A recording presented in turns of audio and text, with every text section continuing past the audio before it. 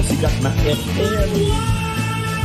Energy FM. Araw at gabi mo'y tunay na sasaya dito. Sagot namin, tugtugan, kantahan, walang patid na tawanan at kulitan. Huwag mong sabihin radyo, sabihin mo number 1 Energy. Ito ang number 1, 06.7 Energy FM. Sa bahay, opisina, kotse, taxi at jeep. What? Tricycle, FX, bus na masigip. Okay, ah. Palengke, internet, plaza, karinderya. Energy FM, nagbibigay sa'yo. Huwag mong sabihin radyo, sabihin mo Number 1. Energy. Pangga, energy kaibigan mo. Pangga, energy ang numero 1. Agad lumango na at isigaw mo. Same, pero iba. Huwag mong sabihin radyo, sabihin mo Energy. Naka-energy na ba ang lahat? Lagi-lagi. Cheers, miss! Dabaglita!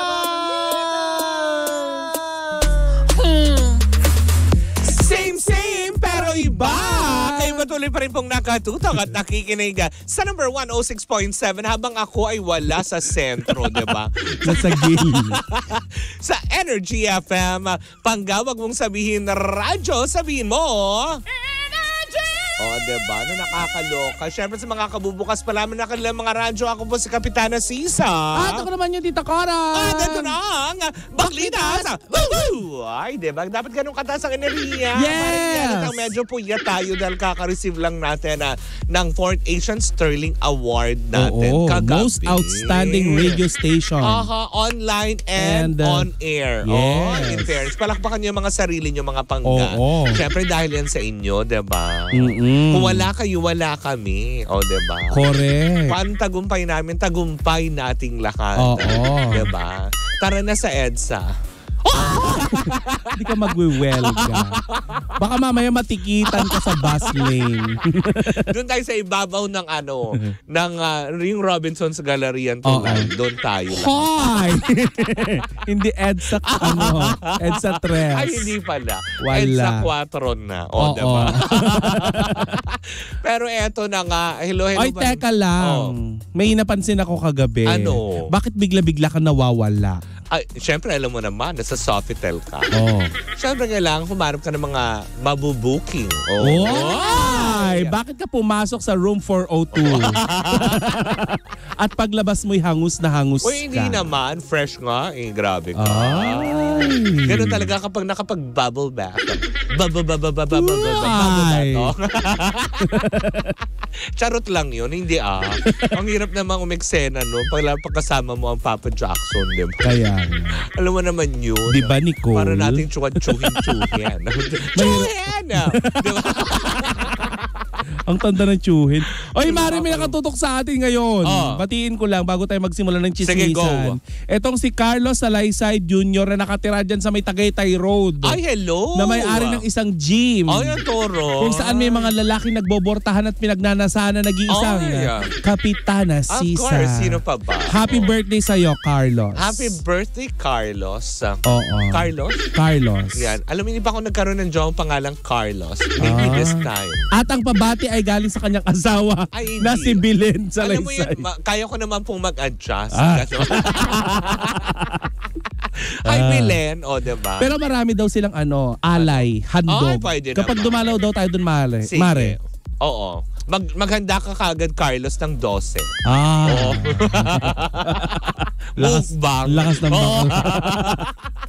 Eto na. Ano, chika? Hindi magmumukbang ang mga drivers ng San Juan de Visoria at syempre ang mga UV Express ng Pasig Quiapo. Hello po sa inyong lahat at magandang araw sa inyo. Mukhang hindi ito magmumukbang ng motivational rise. Oy, sino ba yan? Nakakaloka. Akala ko naman talagang totally nanahimik na si Rendon Labadora. Pero for the end time, hindi niya mapigilan ang kanyang sarili kung hindi na naman eto na naman naman siya at umeksena na naman sa usaping Katniel. O, di ba? Nakakaloka. Ano na naman ang chika O, niya? may advice siya.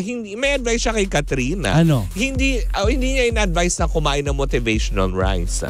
In-advise niya si Katrina na pumunta daw ng gym para ma-motivate, para maka-move on. Sa sexy ni Catherine, tingin mo ba hindi nag-workout may yan? pag ganun talaga. Tapos biglang may linyahan pa siya na, Catherine, kung kailangan mo, andito lang ang kuya. Oh. Kasi nga alam mo kung bakit ginamit niya yung salitang kuya. Napagtagpi-tagpi na naman ng netizen. Pinariningan na naman niya sina Andrea Brillantes at si Daniel Padilla. Kasi di ba ang tawagan ng dalawa, kuya? Oo. Mari, alam mo may nag-circulate ng video ngayon. Yung dating movie ni Catherine, ni Andrea at saka ni DJ. Yung unang menstruation ni Andrea doon sa eksena. Correct, diba? Ang dami nagsasabi doon, nakakadiri daw. Kaya yun naman ang pinatungkulan ng mga salitaan na medyo ikinugnay na naman ng mga netizen ay kinaloka na. Ano ba? Pwede ka naman magbigay na okay na sana eh. Yung advicean mo si Catherine na sige, tama naman yun, di ba? Yung para hindi ka makapag-isip, para hindi ka, alam mo yun, na maguluhan pa yung utak mo, go to the gym, mag-treadmill ka, magbuhat ka. Kasi di ba, yun ang nakaka-release ng ng stress. Lalo pag pinagpapawisan ka, and then lalo pag nagka-cardio run ka, yung mga ganyan. Pero kung may mga ganyang parinigan pa na andito lang nga kuya, uy, teka, sandali, Rendon. Ewan ko ba, ang dami nagbibigay ng ng mga unsolicited advice. Oo, pati yan si Vivian Velez. Bakit? Ano kinalaman? Diba? Na nakakaloka. Tapos hindi pa yun, Mare, diba? Na nakakaloka. Hindi pa nga natatapos yung awayan nilang dalawa ni Rosmar. Na sinabihan niya si Rosmar na bobo. Oo, na sinabihan din siya ni Rosmar na na tipong pasensya na kasi hindi pa kumakain yung labrador namin. Ginawa siyang dog. Diba? Ay, speaking of Rosmar, hindi naman siya natatakot daw sa BIR. Correct, diba? Willing siya, talagang bayad siya. Kaya niyang isang bulat sa lahat na isa siyang law-abiding citizen. Oo. Going back to Rendon. Oo, diba? Ano pang chika niya? Yun nga. As in talagang wala naman siyang ibang masabi. Kung hindi alam mo yun, feeling ko na naman naghingi na naman ng atensyon dahil nga para hiningi ba yung advice niya? Marami namang ganyan, Mari. Yung isa nga yun nakasemikalbo na maitim na morenong vlogger na hindi mabanggit sa radyo yung pangalan niya dahil baka ma-KBP tayo. Correct, diba? Ang dami niyang paninira. Si MG yun. Yun lang. Ano pangalan niya? Basta MG. Diba? Wag na natin. Maka G. Yun. Diba? Ang dami-dami nang nakisawsaw. Ang daming unsolicited mga advice na nakakalo. Alam mo sa nangyayari ngayon sa Katniel, natutuwa na lang ako sa mga meme na ginagawa nila. Diba? Yung mga kumakalat ngayon na it's a prank daw, sila pa rin doon hindi. Diba? Yung mga ganun. Actually, kanina nakita ko din yan dumaan sa FYP ko yan. Sa Facebook, diba? Na yung magkasama sila na it's a prank. Diba? Pero Mari, since nabanggit natin yung kumakalat, kagabi, diba napag-uusapan natin, may mga kumakalat na balita ngayon, fake news po yun na umamin na si Andrea Brillantes. Wala. Na sila talaga ni DJ. Correct, walang ganon. Pinasisinungalingan nila yon. Maging ang mga statement ni inuugnay at tinataga di umano kay Daniel Padilla ay kanila rin pinasisinungalingan.